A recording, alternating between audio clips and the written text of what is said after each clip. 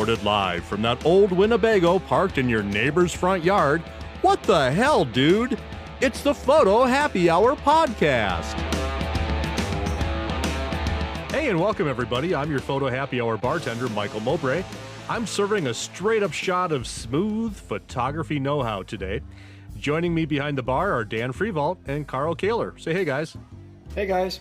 Hey, what's up? I just want to say that I've been starting each day with a smoothie and a workout. I feel great.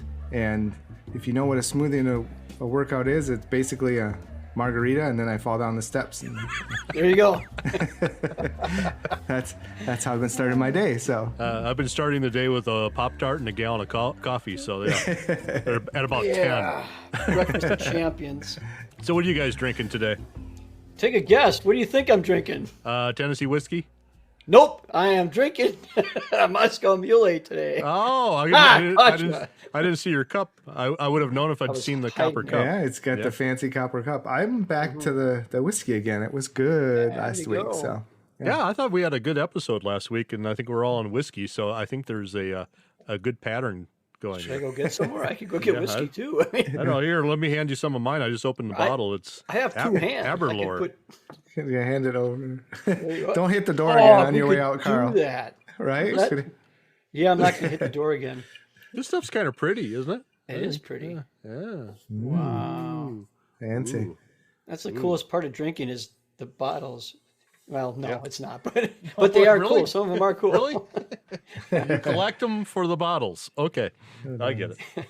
Well, in case you're just joining us for the first time or the fifth time and don't quite get what the premise is, we are three professional photographers who have been around for a little bit, and every week we get together and we have some drinks and we talk about photography. And the more we drink, the more we know and the more knowledge we lay down. And we have a topic every week, and this week we're talking about mentoring. Both how we mentor and maybe mentors that we've had in the past. And I'm going to pass the baton and let you guys talk, and I'm just going to drink. Because Michael's in a pissy mood today. Because I'm in a pissy mood today. Screw you, SBA and PPP. Yeah. So, Dan. Oh my gosh. No, mentorships are something that I think I find very essential in photography. It's kind of like the old apprenticeship back in the trade days. And I think the trade days are coming back more. We're seeing it up here in our neck of the woods anyway, that used to be that we're like telling our kids, do well in high school, go to college, get a good job, because college is going to give you a better job. Well, not necessarily. We need welders. We need CAD people, and not necessarily, or those fields don't necessarily need. Did you say CAD people or cat people? CAD. Oh, okay. I thought you said cab people. I'm like, dude, I know you don't have Uber up by you, but who uses a cab Actually, nowadays? We don't have Uber up here. We've got the best educated cabbies in Madison. They all have doctorates in philosophy. So There you go. Yeah. But Uber up by you, they show up on like a horse or a tractor, isn't that, Carl? I think it's called Goober up there. Goobers. It's a guy Goobers with a little on wheels. truck. It's a Uber. But anyway, Yeah. no, I think that referring to a mentorship more as an apprenticeship is probably a better way of going, because I see a lot of times people will say, I want a mentor, and then they get talking to somebody, or they choose somebody that's going to help train them, and then all of a sudden all they're doing is telling them, I know. Whereas an apprenticeship, you are there to learn. There is somebody that you choose that is a craftsperson, somebody that has been in the field a long time. Am I sounding familiar? I mean, yes, there's people like that in photography too, that have been around a lot, that have been in business a long time, that have seen a lot of different situations that will produce different looks in photography. Maybe instead of saying, I know, let's use this as an apprenticeship and learn what we can from people. And so I get high school seniors a lot come in and they're like, so what do you want to do when you're out of high school? Oh, I'm going to be a photographer. What do I need to do? Where do I got to go to college? don't. You know, that's my opinion, is don't, because you can learn a lot more not at college for photography right now, in my opinion. And But more I said, quickly too. Yeah. and more quickly, much more quickly, yeah. But you should learn from a lot of different people. You should go and study with somebody for a given time, and then let that sink in, and then go to somebody else and learn from them for a little while, and then go to somebody else, because we're all artists. That means that we all have different viewpoints and strong opinions one way or the other about how we do things and why we do things. And maybe what one person's opinion and vision isn't exactly what's made for you, but you can learn a lot from them, both positive and negatively. So, in my opinion, you shouldn't have a mentor. You should have many mentors, but you should be wise about it and treat it as an apprenticeship that you're learning from, instead of always I know, which is what sometimes we hear. Oh yeah. Trying to be a mentor. Well, even look at somebody could come to any of the three of us and learn quite a bit. But what if somebody went to Carl and purely learned how to work with natural light? What if somebody went to Dan and learned how to break outside of the creative box? What if somebody came to me? I have no idea why they would come to me. So to learn advanced sarcasm. Anyway, they could buy some nice toys from you, though, Michael. Flashing, They could. yeah, all kinds of information about. We're going to teach you flashing 101. External lighting, flashing. Yeah. well, the whole college thing is, I'm a college grad, but I didn't get my degree in photography. I wasn't in photography then. I used to teach at the technical school, which became Madison College here. I used to teach the portrait photography classes. I still would tell people now not to go there. Part of it is because, screw those guys too. Well, that and you're not there anymore, so what do they know? Right. Yeah. Well, exactly.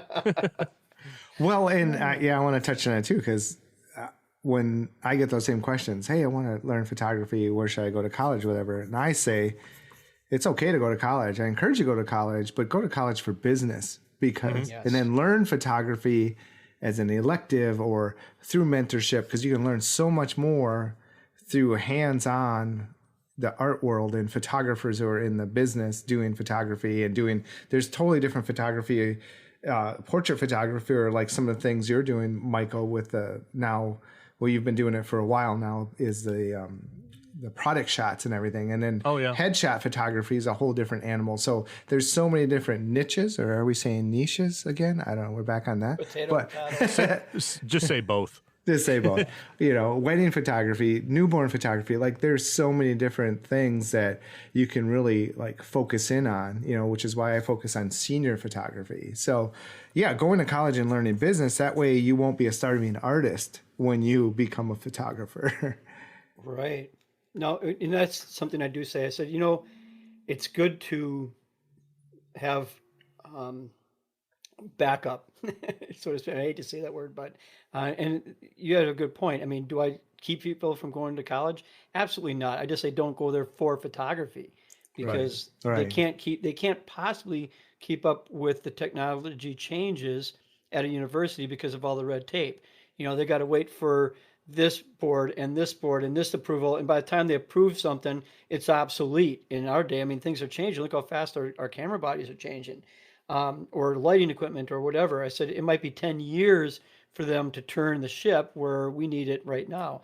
But I do tell them, if you go to school, again, like Dan said, business, but I tell them, take a drama class, take a psychology class, understand a marketing class, an advertising class. Absolutely take all those things, because the more you understand how people are seen and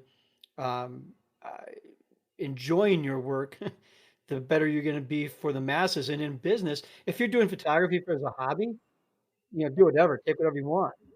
But if you want to make money in this, and you need to relate to more people, because without the people, without the audience, you don't have a product. One class that nobody ever talks about that I really think people should take is a writing class. Think of how much writing we have to do as entrepreneurs and business owners. And how many of us... Benji agrees. Benji agrees. Because I think he writes your website copy, doesn't he? If you've read... It's pretty obvious he has if you've read my. That's right. Because writing is not my strong suit. That's all. what I was. That was the sarcasm part coming out. Yeah, I got it. Yeah, and that's why I was like, oh yes, that's a great point, Michael.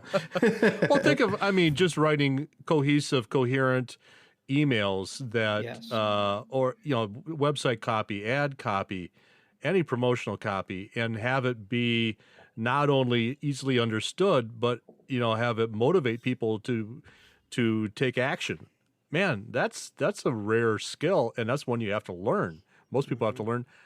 How many people have told you to take a writing class? Well, beyond Dan, how many people have told you to take a writing class? Nobody. No one. So funny story. My mother was a teacher's aide, and she helped with in the part of the school that with children with learning disabilities. And but she always said I was her toughest person. We'd sit down at the kitchen table and do spelling and grammar and everything, and she's like, "You just don't get it." And she was so good at it, which was so frustrating for me. She was so good at writing and grammar and spelling, and I just was terrible. And to this day, I'm still terrible. And I was like one of those kids back in the day, like, yeah, well, writing, I got enough to get by. Who's really going to need writing? Today's day and age, like texting and email, Facebook messages, Facebook posts, oh my gosh, it takes me forever. And another little app, which we talked about last week, that I use that has helped me a little bit is called Grammarly. Mm-hmm. Absolutely. And it really helps fix a lot of my problems. I still have a lot of problems, and it's still, it's Grammarly? I wrote that down wrong. I got Grammarly, so all of a sudden, all of my text sounds really old. Well, you are old. I'm just saying. Everything ends with "get off my lawn." Get off my lawn and prune juice.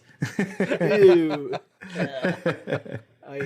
But yeah, or outsource it. Again, I look at my weaknesses and how can I, hire for my weaknesses. So I have a copywriter for some things that I need copy for. I hire that out, and that's what they specialize in. And it's such a weight off my shoulders, just like retouching. If I don't have to remove a bunch of pimples, I can focus on things that only I can do, things that I am good at, instead of taking me a half a day to write an article or an email, boom. Or like what Michael said last week of having canned emails when someone has an inquiry or something where you can kind of plug in and personalize a few things, but overall the writing, is cohesive and has good grammar, and, because that's your first impression.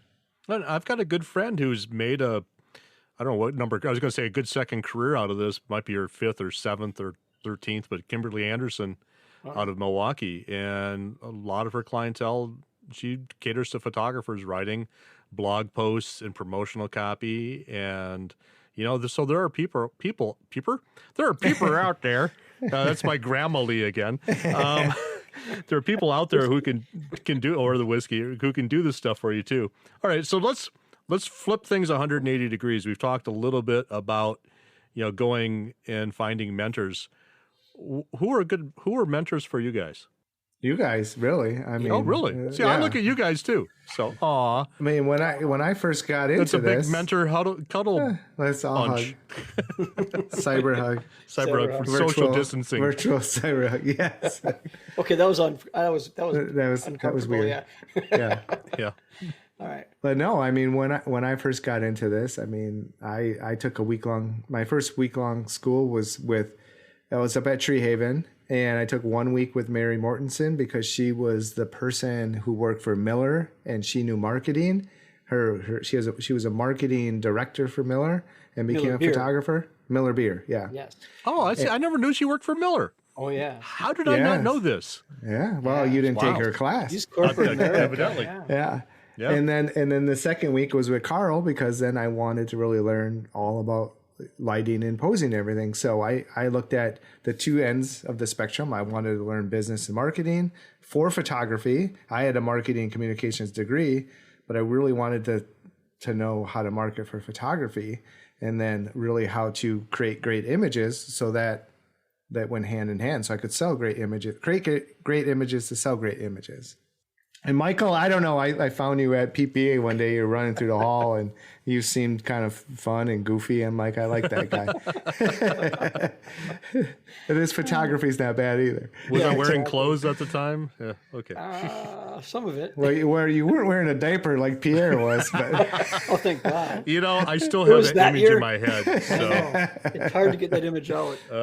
Some things you just can't unsee. Absolutely. that's one of those stories that we probably don't even want to get into. But anyway. no. What's Back that? to the Wisconsin fun nights again. Yeah. Wow. But I mean, that's years ago, and since then, I mean, there's several more. Like Carl said, you know, you pick up a little bit from each person, and you know, he said learn a little bit from this person, and that person, and I agree. I've also heard certain people say, you know, focus in on 3 people, you know, that you really are connected to their work or their business, and really invest a lot of time. You know, yeah, you can learn from other people like at conventions a little bit here and there, but to, you know, really hire or spend a week with someone at Texas school or hire them one-on-one where you can really personalize your experience and get the most, you know, bang for your buck out of that person. Because as creatives, it's easy to be like squirrel. You know, I taught AD, we all have and stuff, and right. And it's like, oh, that's cool, or you know, it's easy to go to a convention and go to all the fun classes and all the creative classes, but try and really focus on grabbing a couple of those business classes as well, or if you're a PPA member, log into their education and, you know, watch the business, you know, end of things, or PPA has their, what do they have? Their business services? I can't think of what they call it, but yeah. Yeah. Where they really go through and help you with pricing and, you know, setting your, you know, what your cost of goods should be and all the things we don't want to do. I've done it. I don't like to do it. No one likes to do it, but But really, you know what? With some of that stuff, when you set it up, you do it once. Yes. You know, you figure out what your cost of goods are and what your ratio should be, and then you go do all the dirty work once, and then you just manage it from there and just make sure that everything's meeting all these prescribed ratios. Then you'll be golden. But yeah, I like the idea you mentioned. I don't think I've ever heard that before, is find 3 people and then just get a little bit more in depth with that. I've had the same issue. Like After Dark was a fabulous conference, but it's one of those things where you're walking by and everything's shiny. You know, Chucky's doing something here, and then, you know, Ben Shirk's doing something over here, and Kibby's doing something over Kirby's doing Kirby's cleaning the carpet over there. Where you're like, oh, okay, I got 5 minutes here. I'm going to go over here now. And then you only get just a very, very surface level of anything rather than getting in depth. And I think that's a mistake a lot of people make, is they don't do the in depth. They don't take that next step, spend a lot of time ingrained with somebody like a week-long school or one-on-one mentoring for a day or two. And I think that's where a lot of people miss out. I think, you know, and it's funny, I really haven't put this together until now, but I think that's what we're missing nowadays without having the big conventions. Like when Wisconsin was in its heyday, we'd have 600 photographers at our Wisconsin Professional Photographers Association convention.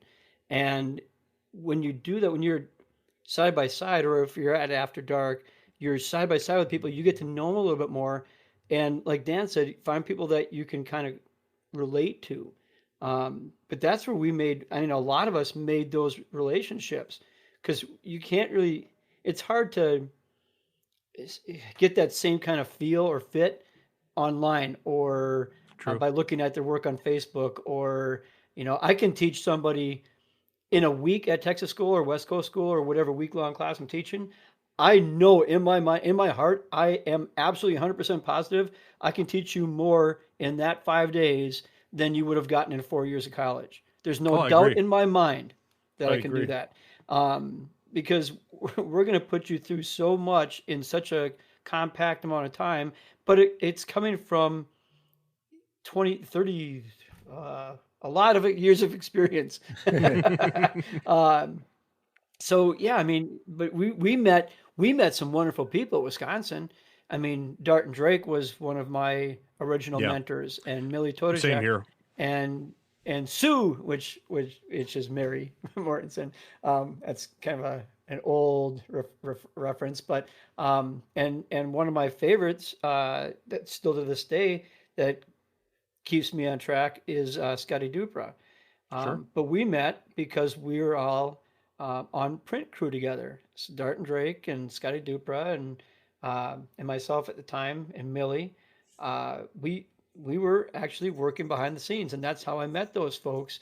But you just don't have that kind of relationship anymore. I think that's what this industry is really missing in order to grow those mentorships or those relationships that you could have. So, moral of the story: go to some live events. Right. You get to know But people better. I see in social media and things like that a lot of these little subgroups where people are connecting. But the problem, and it's not bad, because I think it's more of a moral support kind of thing. But the problem I see with that is that they're all kind of at the similar level, and that's their comfort level, and they talk to each other often, but they don't have that person who's been around for 25 years or 30 years or has been really successful to kind of give them a different point of view and give them an idea of where to go. So they kind of collect in these groups, and nobody ever really grows beyond that. Have you guys seen that? I mean, I see this a lot. Well, yeah, and it's kind of a vicious circle because, like Carl said, you'd go to a state convention, and state conventions, no matter what state you were on or you lived in, you had a state PPA affiliate, and they generally were anywhere from 200. The Wisconsin was huge at 500-600 people. You'd make connections there. You would learn. You would spend, or you'd take a week-long class, and you would really dive in to learning as much as you can. And then, it forced you to learn it because you were there for a week instead of just like, oh, I'll pick a little bit something here and pick up a little bit something from there. And everyone would do those conventions. Well, those conventions have died down in the years, and there's less full-time photographers. So then there's less people who can take a week off of their work, or if they're doing this on the side. And then what happens, or they can't maybe like, oh, I don't know if I can afford a week-long school. And or so they can't get daycare, or they can't, whatever, they can't take the time off. So then there's less of this one-on-one, and then there's less of this education, and then therefore there's less. Maybe you're undervaluing yourself or underpricing yourself because no one's telling you this is how you should do it, and not even telling you, but teaching you how you should do it, as well as giving you the confidence and showing you what you should be pricing at. So it just kind of it's like trickle down, or like a vicious circle of it's not like it used to be. Similar to what you're saying, Michael, is like, oh, you're all kind of at the same level, or right. Or WPPA would assign you a master photographer as a mentor. That was part of the membership. And you could ask them anything. You could go spend a day with them, a week with them. What a huge member benefit. Back when I was competitively wrestling, that was one of the things that we looked for is people to practice with that were better than you. So you always practice with the person that was heavier than you, above you, for as much as time as you can until they had to go and do the same thing. So that was everyone for you, that was everybody. weight-wise? No, not everybody. Weight-wise. I was leaving that alone. Just weight-wise, Carl. Yeah, no, but it's you always got to battle with somebody that's meaner and bigger and brighter than you are, and that's, in my opinion, that's true in everything we do in life. I mean, if photography is your thing and you want to really learn more, you got to find somebody that is really head over heels more into it than you are. Don't just think, I mean, it's great that you find peers and find people that you can bounce things off of every day, but every once in a while you got to go out and find somebody that's going to just make you go, wow, a couple hours ago I thought it was really good. Now I'm going, I really wasn't. And at the same thought process, remember this, when you do find a mentor, I mean, it's really easy to put people up on a pedestal, think that this person is like the best in the field, but because they're good at what they do, because they're good at photography or marketing or whatever, doesn't make them a really good person necessarily either. And I've seen that all too often, and sometimes it's somewhat disappointing. But take it as it is, that you're here to gain information for lighting or for marketing or for composition or for whatever it is that you need to learn the most. And that's why I say do it with multiple people. That's the reason I'm saying that, because you get different things from different people and then put it into your own style. But don't put anybody on a pedestal, because they'll certainly fall off. Well, and I think one thing that's missing maybe for some people is I think you really do have to humble yourself in order to gain that extra growth. Meaning, you've got to humble yourself and say, you know, I don't know everything. I need to learn more information. Teach, you know, it's almost like teach me, master. Let me snatch the pebble out of your hand, or let me snatch the whiskey out of your glass. No. Leave my whiskey alone. On that thought, let's just take Cheers. a real quick break. We'll say cheers. Sociable. We'll call it sociable. Have a drink. Whatever you've got in your hand, have a drink. And we'll be back in just a minute. The Photo Happy Hour is brought to you in part by MoLight and Golden Eagle USA. Golden Eagle provides the best value in color-critical LED lighting tools for photographers and videographers alike. Check out the wide array of LED options at the MoLight web store at www.gomolight.com. MoLight is proud to be the exclusive U.S. distributor of Golden Eagle LEDs.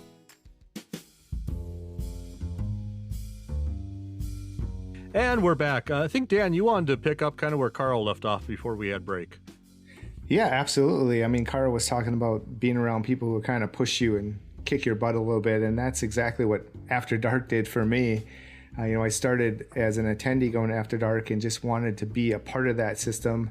So I did whatever I could. I'm like, hey, I'll do whatever. And they said, well, we need some assistance for in Vegas. Do you want to do that? And then after that, we'll have you as a mentor. I'm like, absolutely. So I was an assistant at Vegas, and then after that was a mentor, and got to hang around with the best photographers I felt like in the world, and some of the photographers who weren't well known at the time.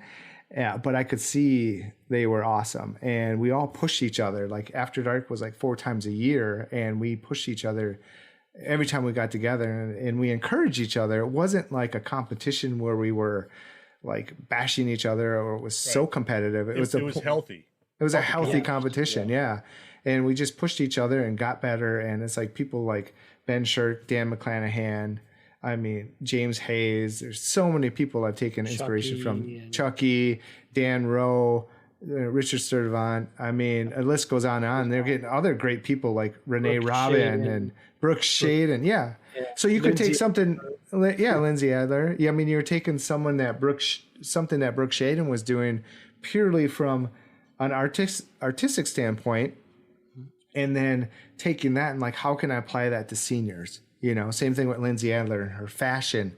I mean, really, and I could be wrong with all of this, but I believe the first time I saw the dancers throwing the flower, and when I mean flower, we all know flower now. At first I'd say flower, like flowers, like petals. It's like, no, flower. White flower was Lindsay Adler, and she was doing it with these dancers from New York, and they were nude dancers, and it was beautiful. And I was like, okay, how can I do this with seniors? So I started doing not the afterward not the nude stuff. Not the nude part. Yeah, great point.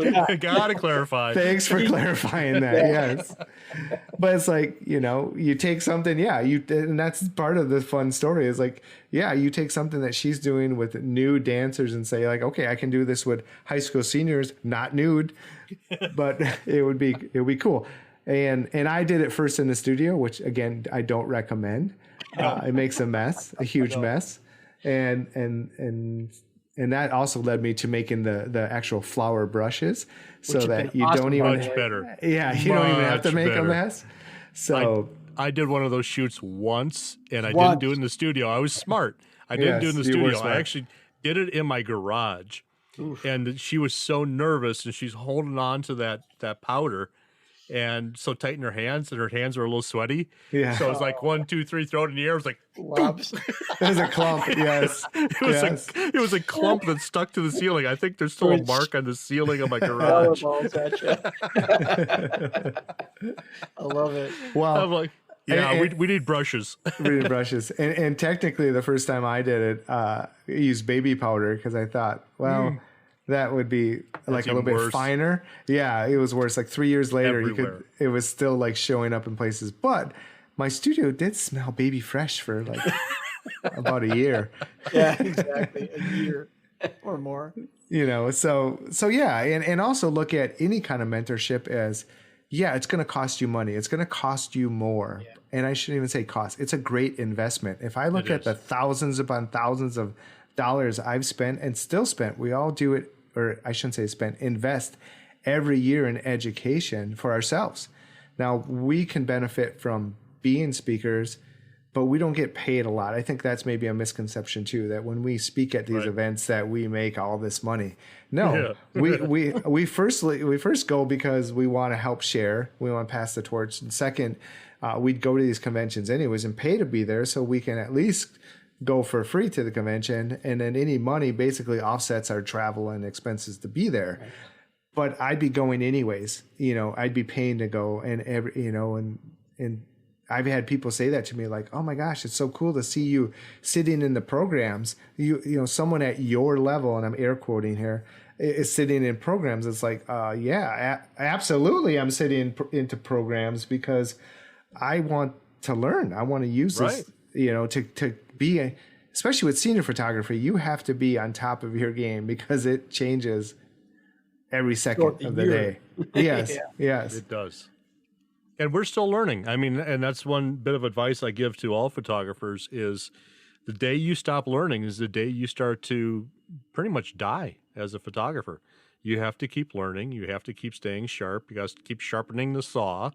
I'm going to change directions just slightly again and talk about how we as mentors benefit from mentoring.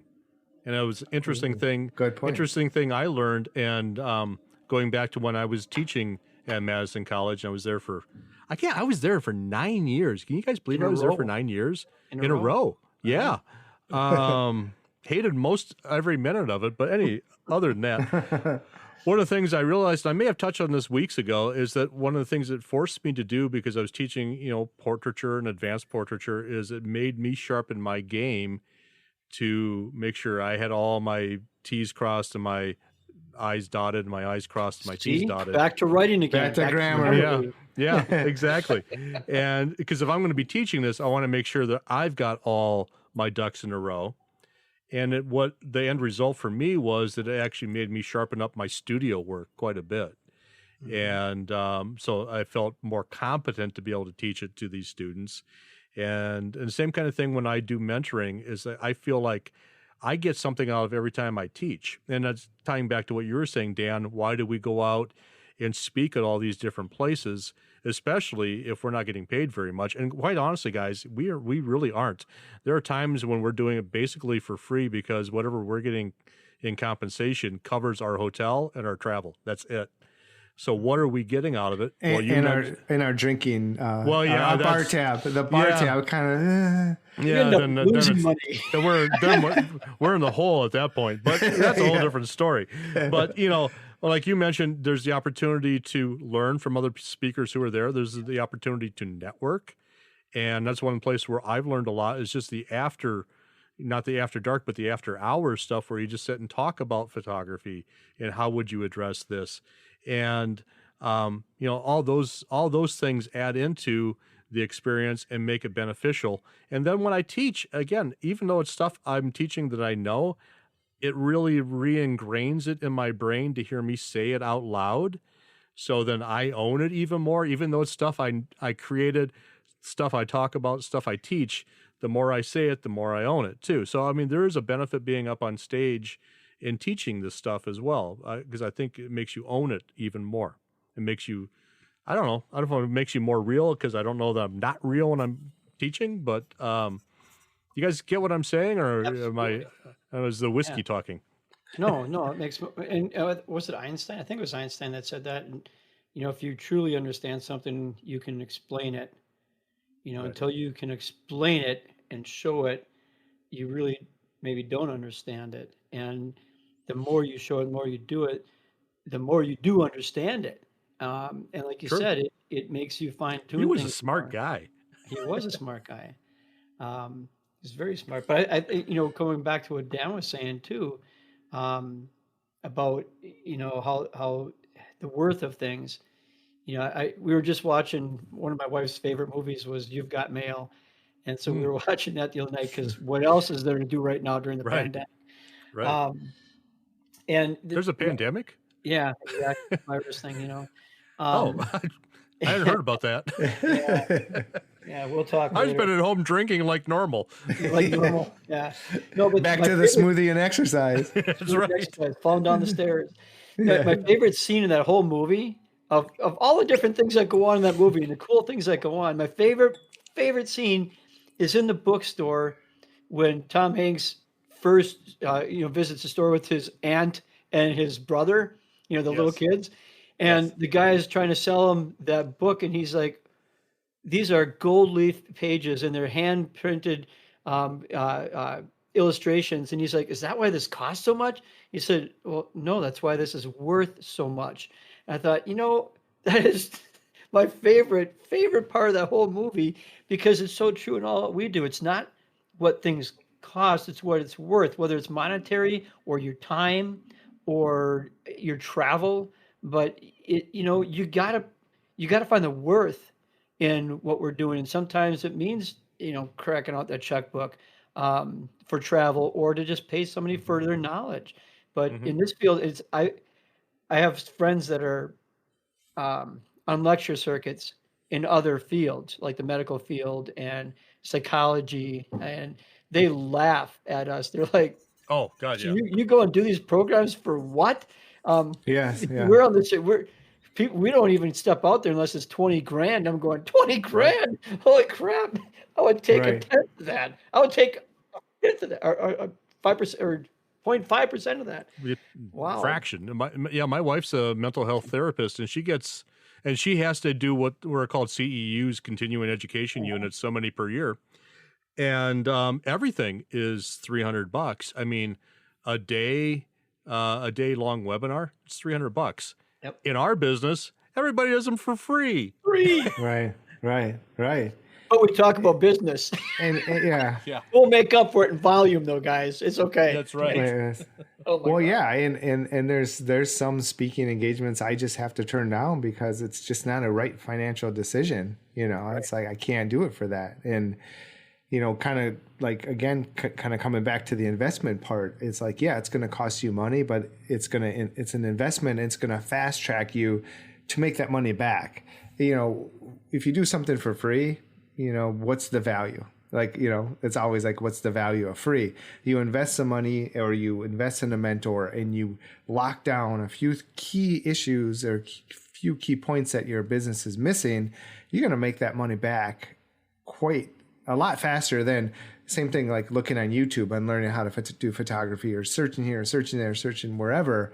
You know, invest in something. And maybe if you have a smaller budget, maybe invest in an online course instead of just YouTube. You know, I do online courses, but I also really stress in person or one-on-one mentoring, because if you really, you know, you can only get so much from online, which we started, you know, what we talked about in the start here.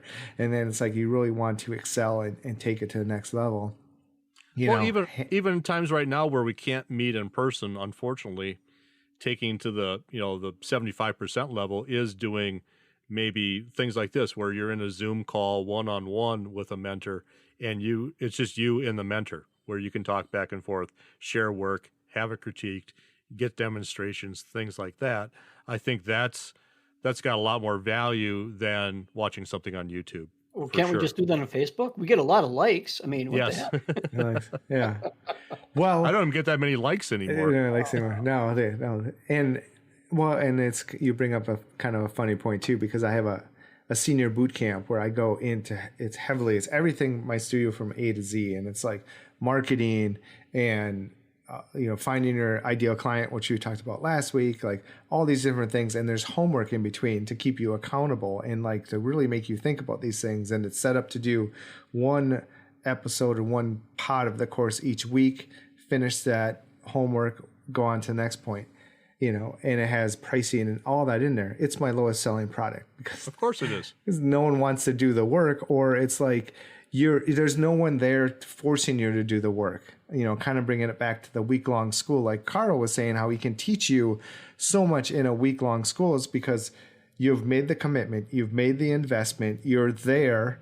Sure, you have fun nights at night to unwind, but then you're back up the next day and you got the camera and he's going through things with you. It's like you're forced that whole week to totally push yourself and to put yourself in and do all the work, when it's easy just to be distracted with so much that is going on.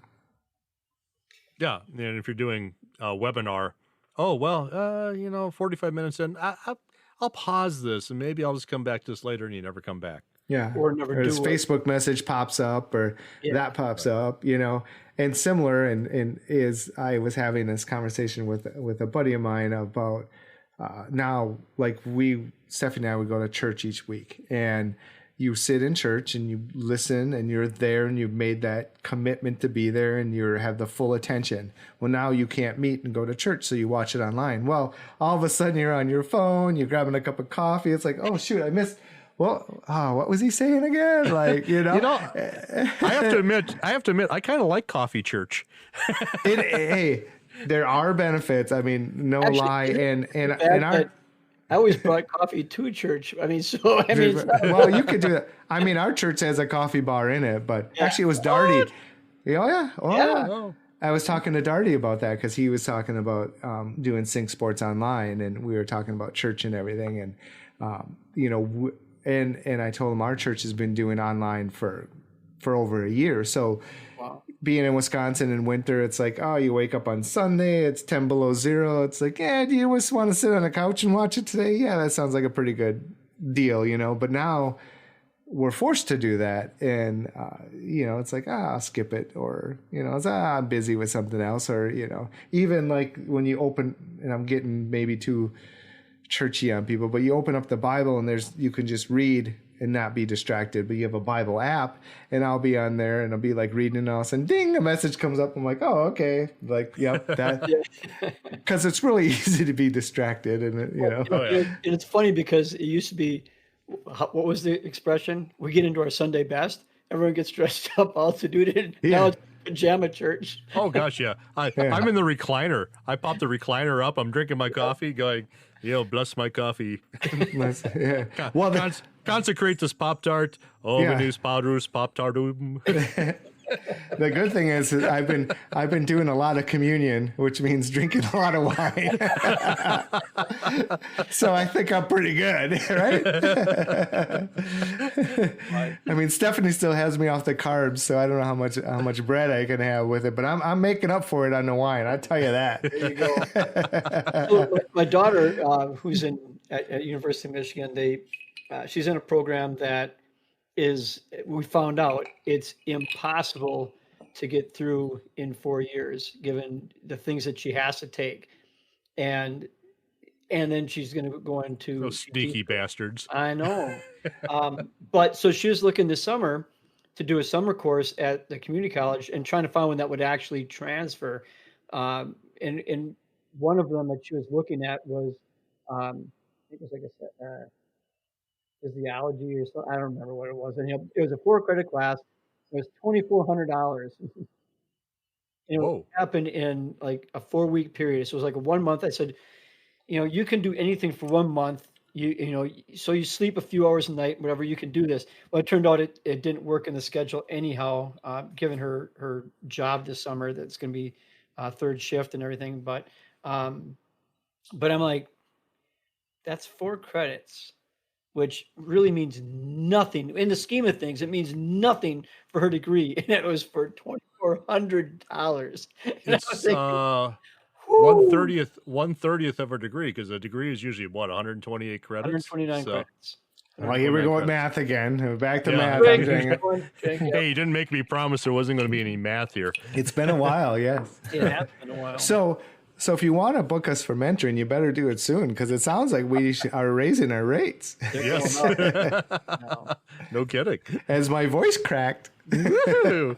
Well, speaking of which, let's talk about that, Carl. You've got ccphotocoach.com where you're doing group mentoring and one-on-one mentoring as well. And Dan, you've got your boot camp and your seniors unlocked. What do you call it? Those special group SU Insiders. SU Insiders. Oh. Get on the inside. I just basically do one-off mentoring, so you can book me directly, or you can book me through the group Papa.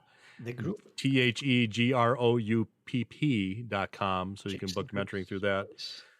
Yeah, Jason Group's place. And I do it. I typically have done it in person, and I've got somebody on the waiting list to do it in person once we can actually be in person. But I'm doing it via FaceTime and Zoom and Skype and smoke signals and email and pelicans and I use carrier pigeons. That's for the newborns. Yeah. Send the raven. It'll get there in a fortnight. That's right. No, they get there much faster. And if you need the dragons to come, they come really fast. They do. It's much quicker if the dragons are on their way. Yes. Still waiting for the dragon, you guys. I'm just saying. You have to get caught up on Game of Thrones, Carl. I know. I keep telling myself this pandemic is a perfect time to. Yes. But you know how sick it is? I haven't had time to do anything. Yesterday was my first complete day off, so I went hunting in the morning and shot a turkey. And you bagged a turkey. So you got food. Care of, yeah. And so now today I'm back at it with stuff and nothing I'm getting paid for, but everything I got to do. So it's now don't blame me for this. Okay, so I'm just going to put this out there. Don't blame me for this. But yesterday I realized that like 6 months ago, somewhere in there, I had this thought. And I have thoughts quite often, sometimes many per day. We know. And I had this thought. I was like, God, wouldn't it be great?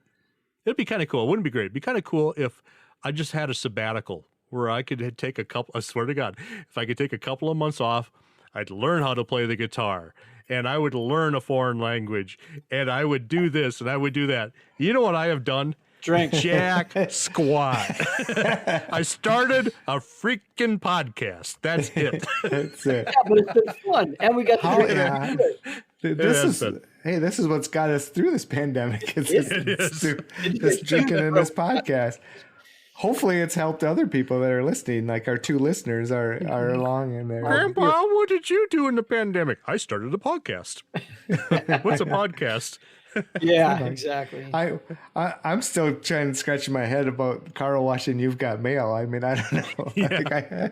I like that movie. I left the group a lot, actually. But no, actually, I do. I like that movie. I like Tom Hanks. I think he's a really good actor. I enjoy that. And there's always good nuggets in movies. It's just, you got to wade through a lot of crap sometimes to get to them. Just like any other people that we go to. You sit in class. I had to send a message to our friend Dan McClanahan, and he was doing his main stage program at PPA this year, and I walked in there.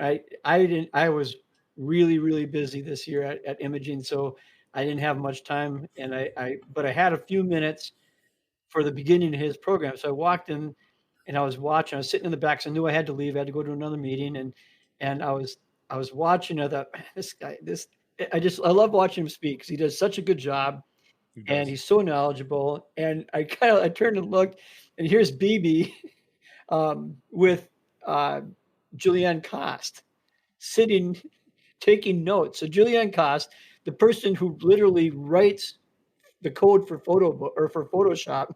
Oh yeah. And she's in his class because he was talking about Photoshop and how he uses it. And I thought, no, that's cool. So I had to put a picture of Julianne Cost and sent it to Dan and said, hey, look who's in the back row watching your class. But yeah, I mean, that's what this industry is. And that's why I love this industry, is that for the most part, the people that I hang out with and want to hang out with, they're continually trying to learn and trying to find those nuggets from anybody that's out there speaking. And we can learn, like you mentioned before, that when you're teaching, do you learn? Absolutely. I learned as much then, and sometimes I feel bad. I feel because I'm probably learning more sometimes than what my students are, and but we're gaining things that we probably wouldn't have thought of, and we can put it in a different perspective because of where we're at in the field right now. But things are popping up and we're going, "Ooh, I never thought about it that way." But I do this and this and this. Holy cow! This is really cool. So, would they have gathered the same inference from any situation that the same as us? No, but no, we got different experience. Absolutely. So you don't know until you don't. I mean, you don't know what you don't know until you find out that you didn't know it. But at the same time, did that make sense? Yeah, it's honestly, I sent you guys the other day the Dunning-Kruger chart. We were talking about that before you logged on. Yeah, because before you got here. If you don't know what I'm talking about, look it up. The Dunning-Kruger, it's a chart, but a lot of research has been done. It's math. It's basically for you to have knowledge, you have to have the skill set that reflects it, and vice versa, to understand that you actually have the knowledge. And too often people don't have the knowledge, so they think they have the knowledge and they have a lot of confidence, but they actually don't. So basically, it's the same concept. John Cleese, I've sent this to you guys before too. He's got a wonderful clip on YouTube that explains stupidity. And basically the premise is, for you to realize that you're stupid, you'd have to be relatively smart. So if you're relatively smart, you realize that you're relatively smart. You lack the skills to understand when you're stupid. You lack the skills to understand that you're stupid. So, the term you've heard, you can't argue with stupid. That's why. Right. Because they don't even realize that you don't know what they're arguing about.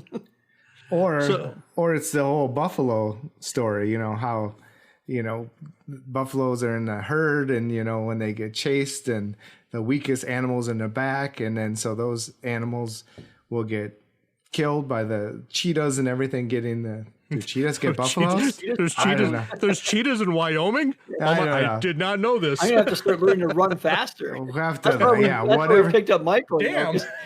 Maybe it's not the buffaloes. Maybe it's the alpacas, or not alpacas. You don't have to be the fastest. I just have to be faster than you. The impalas. Gazelles. Yeah. Let's say the gazelles, the impalas. Impalas. Yeah. So the weaker ones get weeded out by the cheetahs, so it thins the herd, which actually makes the herd stronger.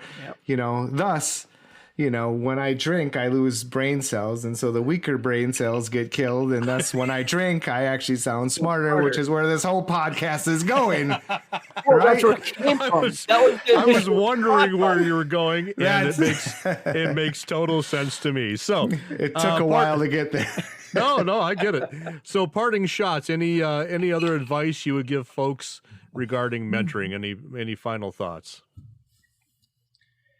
Invest in mentoring. I mean, if you really want to get to the next level, pick out a person or two that you connect with, talk to them first. When I do mentoring, a lot of times it's like, hey, let's meet first. It's free. And let's talk about some of the things to know if I can really help you or not. Or I really want to get a game plan, because if you book a couple hours, there's not much we can cover in a couple hours. I want to be able to make sure that our time is valuable, and we're covering a lot of things that's going to make you come away from this with something that's going to be beneficial. Carl? Any thoughts for you? No, I think the biggest thing is on both directions. A mentor should be able to break things down, and not in a one button push type of situation. They need to be a coach and understand that everybody learns differently, and that you need to be able to customize your education to what each individual is in the need of. That's one thing. But then on the other end, and I still do the same thing, you need to search out the person, or the person that has the skill sets that you're looking for right now.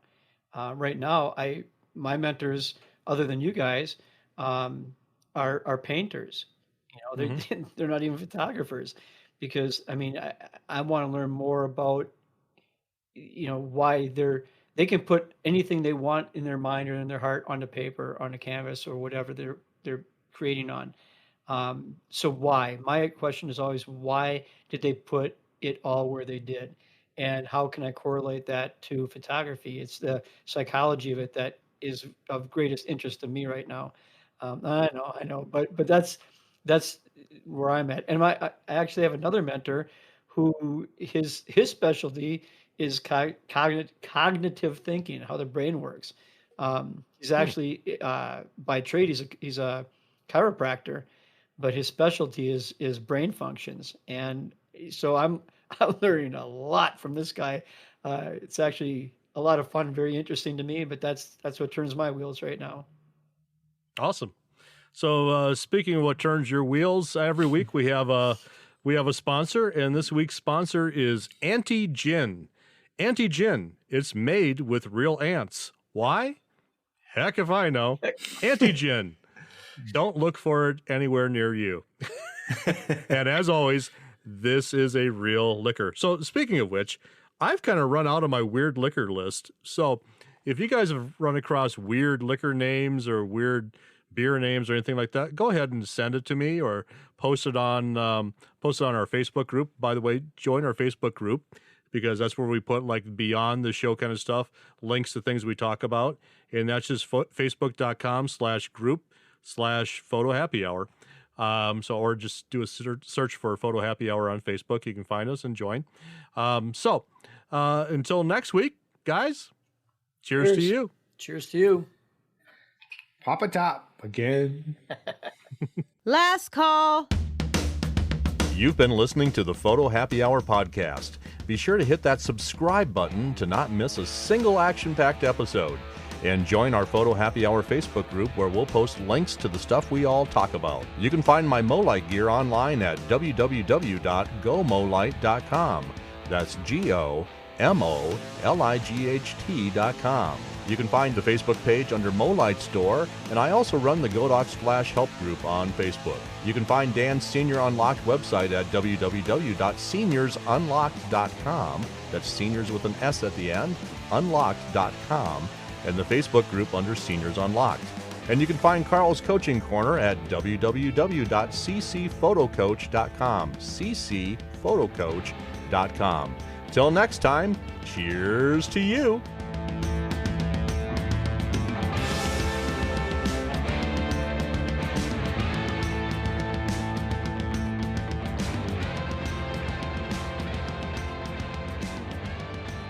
If you have enjoyed this episode, please subscribe and give this fellowship the highest possible rating.